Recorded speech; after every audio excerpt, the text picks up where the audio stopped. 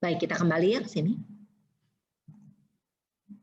Oke, nah sekarang kita akan masuk ke dalam modelnya sendiri ya. Jadi kalau business to customer itu berarti bisnis jual ke customer ya. Ada beberapa bisnis model yang bisa kita pick sebagai part dari rencana kita. Yang pertama itu bentuknya portal. Nah, kalau portal berarti kita menawarkan alat pencarian yang kuat ya, ditambah paket konten dan layanan terintegrasi. Biasanya menggunakan model gabungan langganan, pendapatan iklan, biaya transaksi, atau mungkin umum atau khusus. Nah, ini biasanya contohnya ya seperti itulah, seperti kayak Shopee gitu ya. Shopee itu kan sebenarnya portal, karena dia bukan si Shopee yang jualan loh, tapi dia adalah tempat dipertemukan antara bisnis dan konsumen. Yang kedua, e-tailer. E-tailer ini adalah versi online dari pengecer tradisional, termasuk pedagang virtual.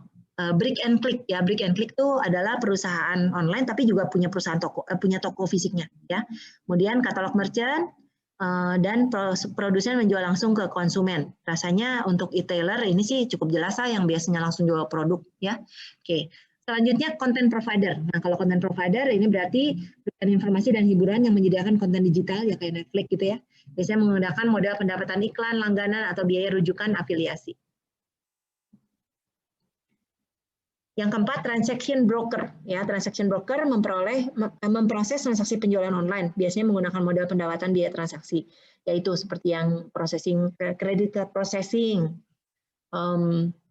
Square gitu ya, contohnya ada Square, terus ada saya jadi lupa, ada Sendit, ada beberapa lagi lah ya.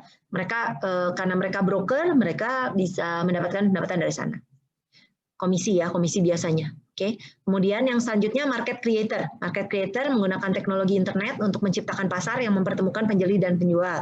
Biasanya menggunakan model pendapatan biaya transaksi. Nah, yang kayak gini tuh kayak eBay gitu ya, kayak eBay.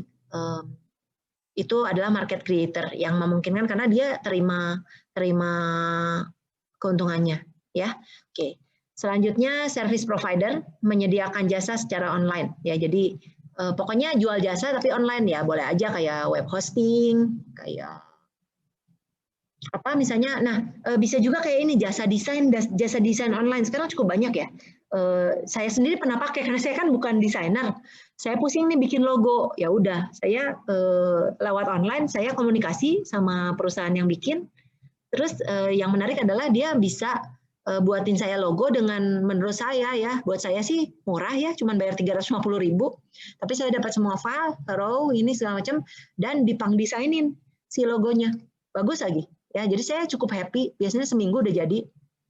Saya kasih tahu konsepnya doang ke dia, tahu jadi ya. Dan ini lumayan. Kalau kalian pikirkan well maybe 350.000 itu kok kayak kecil, tapi kembali lagi volume ya, volume. Karena harganya cukup murah, akan lebih banyak orang yang berminat untuk menggunakan jasa itu ya. Oke. Selanjutnya, community provider. Community provider menyediakan komunitas online terdiri dari individu yang berpikiran sama untuk kerja jaring, berbagi informasi, pendapatan yang dihasilkan oleh iklan, biaya-rujukan, dan langganan. Bisa ya, kalau community provider, ya kita ngebayanginnya adalah satu tempat di mana kita bisa bertukar informasi gitu ya, terus saling jual beli di situ. Marketplace lah, marketplace kita bisa yang maksudnya tapi nggak diatur oleh kita gitu ya, nggak diatur. Mungkin aku mau bilang kayak apa ya, Kaskus gitu ya, Kaskus, Olex ya, itu juga bisa. Walaupun si Olex sekarang saya lihat dia ekspansi untuk yang beli mobil instan itu ya, itu sebenarnya menarik sih, ekspansi yang menarik dari dia menurut saya. Tapi saya yakin dia untung bisa gede loh itu, karena dia beli mobilnya murah banget. Jadi kemarin saya jualan mobil di Olex. Mobil saya udah tua, wah diteleponin loh sama Olexnya sendiri. Kan sebenarnya jualan BMW udah sangat tua, tahun 95. You can imagine how old is the car gitu ya. Terus aku jual itu cepat sekali lakunya, sampai kaget. Ya, terus sampai dikontak-kontak juga sama Olex, karena Olex mungkin lihat harga saya murah gitu ya, dan memang murah sih karena yang kontak banyak banget. Tapi itulah menariknya bahwa dengan adanya komunitas semacam itu, buat saya gampang banget untuk bisa ngiklanin sesuatu. Ya, saya jadi kepikir seperti kayak karusel ya. Carousel ya, bener ya, Carousel itu apps itu juga sekarang populer juga ya untuk apa pre-love items ya, pre-love items. Nah itu bisa juga ya. Jadi intinya actually there are a couple of models gitu ya, kayak kalian. Dan kalian tuh masih muda ya, saya tuh pengen banget kalian think forward gitu ya, think forward. Coba apa sih kamu cari ide inovatif, think forward gitu ya. What is the future? Biasanya sih kalian gimana cara carinya? Kalian harus cari pain point. Apa sih masalah yang belum terpecahkan sekarang gitu? Kalau yang belum terpecahkan, masalahnya sekarang biasanya it's always potential. Ya, oke, baik ya. Jadi saya panjang lebar nih yang ini. Oke, nah ini saya kasih lihat contoh-contohnya ya.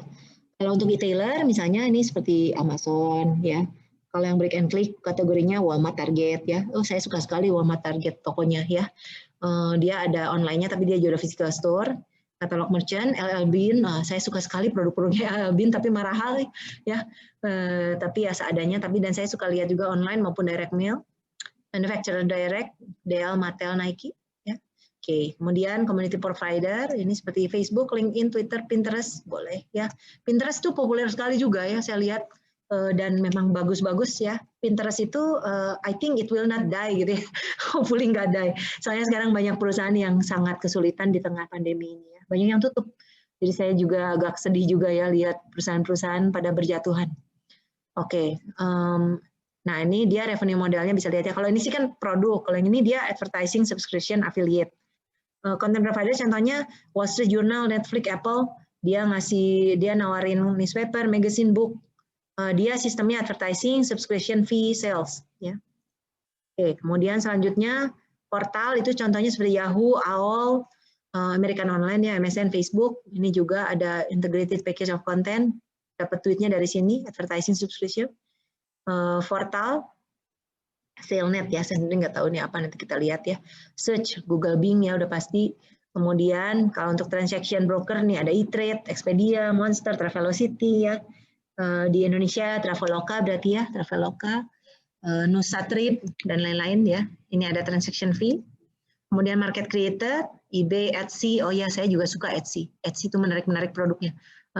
Uber, Airbnb ya, bisa dilihat. Ini dapatnya dari transaction fee, service provider, Envoy, Wave, Rocket Lawyer. Ini bikin apa menghasilkan uangnya dengan menjual service, bukan produk, ya. Oke. Oke, next kita sekarang lihat B2B ya, business to business model. Oke, ada beberapa ya tipenya. Yang pertama e-distributor, berarti dia ngapain menyediakan produk langsung pada bisnis individual. Oke. Jadi misalnya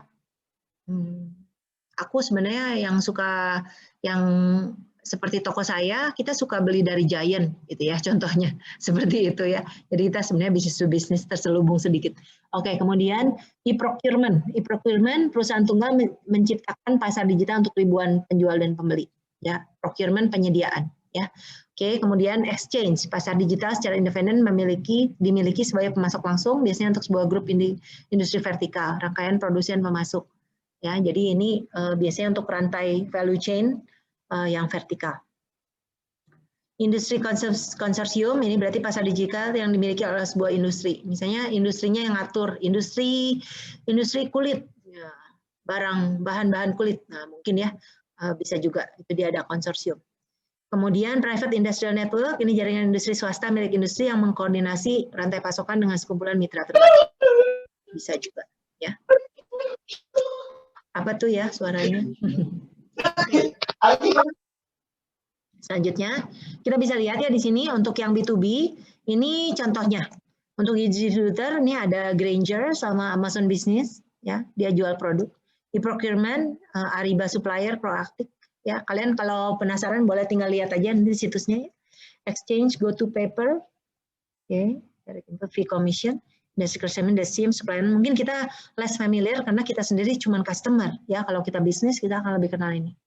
Untuk private industrial network itu Walmart, P&G, karena kayak Walmart dia memang rantai pasokannya itu karena dia besar sekali ya. Jadi dia memang kayak private sendiri yang saling berhubungan sama si Walmart dan P&G. Oke, di bagian terakhir dampak e-commerce ya, dampak e-commerce. Dampak e-commerce itu ada 4 ya, terhadap yang pertama adalah industry structure. Industry structure. Jadi gara-gara e-commerce, struktur industrinya itu menjadi berubah ya.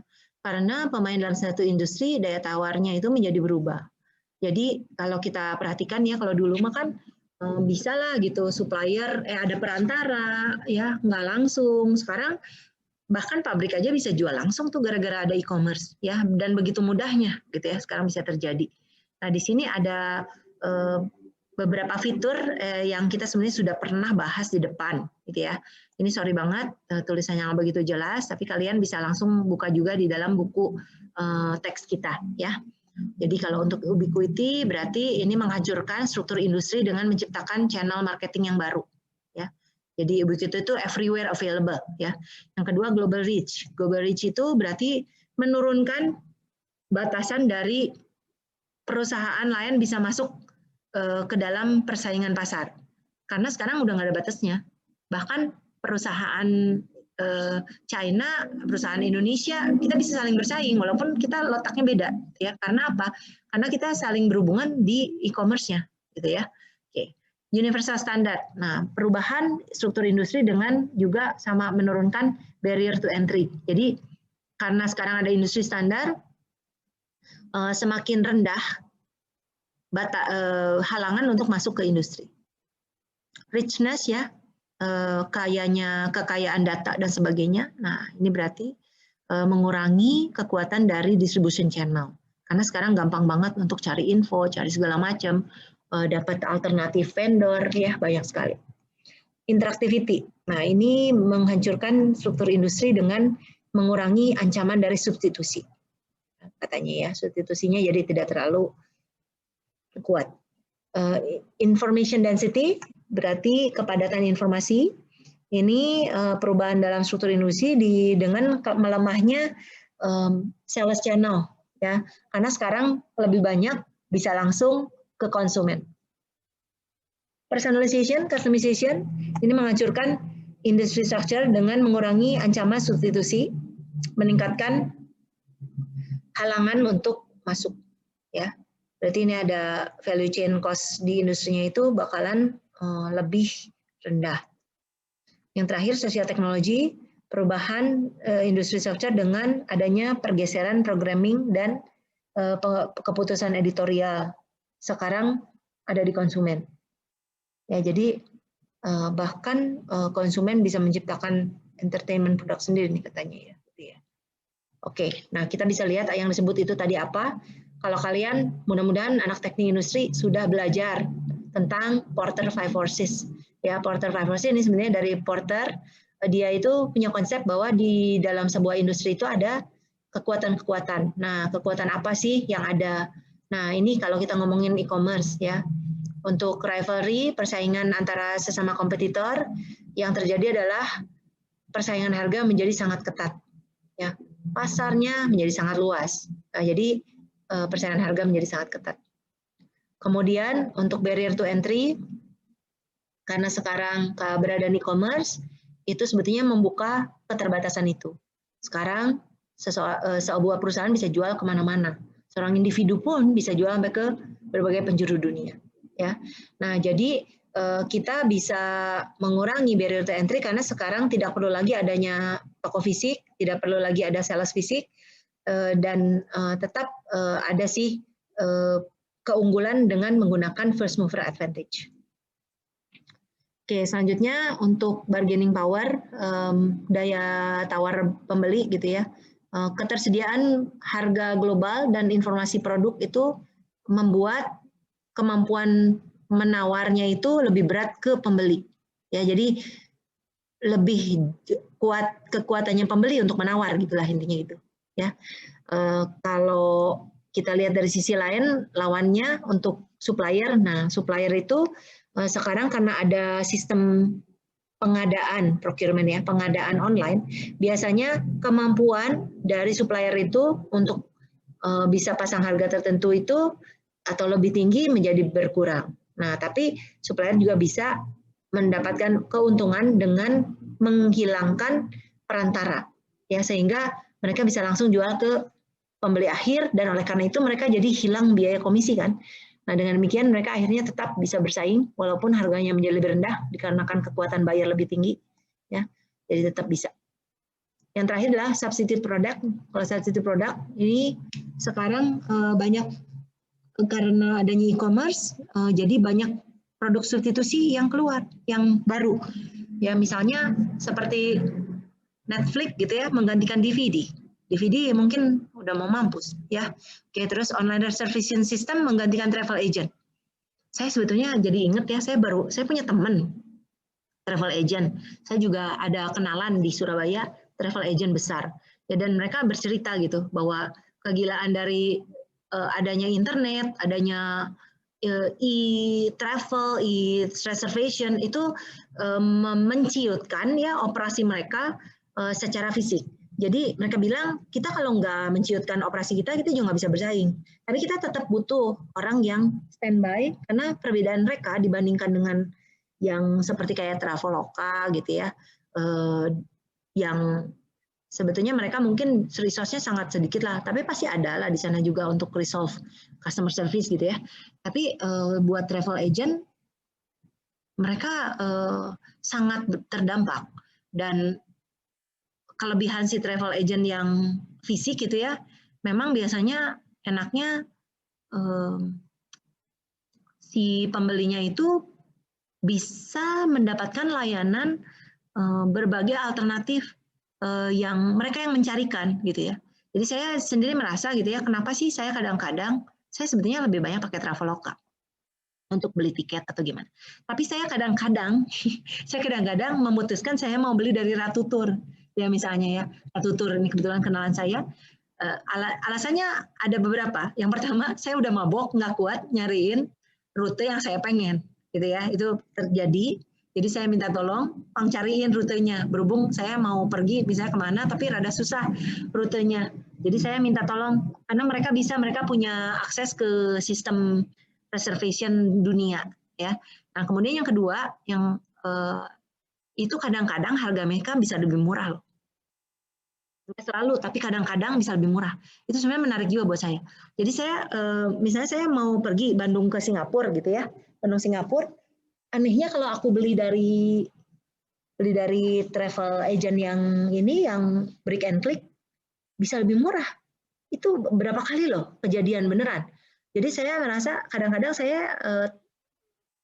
saya pakai jasa mereka aja gitu. Saya kadang-kadang begitu juga. Menarik sih. Tapi saya sendiri kurang tahu ya si travel agent ini gimana gitu di dalam seluk-beluk di dalamnya sih. Tapi yang pasti kenyataan itu membuat saya berpikir bahwa actually ada potensi, cuman memang their market share itu kemakan banyak sekali ya. Oke, nah ini saya bahas tentang ini. Oke, yang kedua ya, dampak e-commerce terhadap industri value chain ya. Jadi kalau industri value chain itu biasanya dari supplier sampai ke customer ya. Ini industri value chain sendiri serangkaian aktivitas yang dilakukan satu industri oleh pemasok, produsen, pengangkut, distributor, dan pengecer yang mengubah input mentah jadi produk dan layanan akhir dengan mengurangi biaya informasi. Nah, jadi di sini dengan value chain, industri value chain ini menjadi berubah ya. Karena kan kalau dulu kita mungkin rangkaiannya lebih panjang ya. Kalau dengan adanya e-commerce sekarang ada alternatif direct channel ya, dari manufacturer langsung ke customer. Jadi si distributor sama retailer bisa sampai kelewat gitu ya. Jadi ini salah satunya. Yang berikutnya firm value chain ini juga terpengaruh. Kalau firm value chain ini adalah serangkaian aktivitas yang dilakukan dalam perusahaan itu sendiri ya, mulai dari bahan baku sampai ke barang jadi gitu ya, after sales. Nah, jadi ini juga terpengaruh. Kenapa? Karena kita sekarang ya untuk yang aktivitas primer itu di sini, sekunderinya itu di sini kita bisa terbantu dengan berbagai layanan e-commerce menjadi lebih mudah. Ya, dan setiap dari titik ini juga kita bisa cari sumber yang lebih murah dan ekonomis secara garis besarnya. Oke, nah berikut ini adalah strategic alliance dan partner firm ya. Ada direct supply, ada direct supplier, ada customer, ada indirect supplier. Yang pasti dengan keberadaan e-commerce ini dimungkinkan gitu ya hubungan langsung dengan supplier. Kayak si Walmart itu ya, Walmart tuh benar-benar dia langsung loh. Ya, jadi dia makanya dia ada signal-signal kalau ini barangnya di rak udah mau habis, nanti si suppliernya dapat indikator, nanti dia replenish, dia akan mengirimkan barang ke gudangnya. Ya, itu contohnya seperti itu. Ya, jadi ini banyak kesempatan sekali. Oke, yang terakhir adalah bisnis strategi. Bisnis strategi juga terdampak oleh e-commerce ya. Bisnis strategi itu sendiri adalah seperangkat rencana mencapai keuntungan jangka panjang yang superior ya, dengan cara bisa membedakan produk, memperoleh keunggulan biaya, bersaing global dan lain-lain. Nah, kita bisa lihat di sini, ini juga mohon maaf agak buram ya. Strateginya differentiation, deskripsinya bikin produk dan service yang unik dan beda ya. Ini contohnya ada Warby Parker ya, ini adalah prescription sunglass, eyeglass. Berikutnya cost competition, menawarkan produk dan jasa pada biaya yang lebih rendah, contohnya Walmart. Cakupan, scope, berarti berkompetisi di pasar yang banyak banget, gitu ya. Contohnya kayak Apple. Fokus market niche, berkompetisi dengan pasar yang sempit. Misalnya Bonobos, ya, ini saya tahu sih brandnya, tapi jarang ini sih. Pasti ini kecil nih pasarnya, ada spesifik market. Customer intimacy, mengembangkan hubungan yang kuat dengan customer. Contohnya Amazon dan Netflix.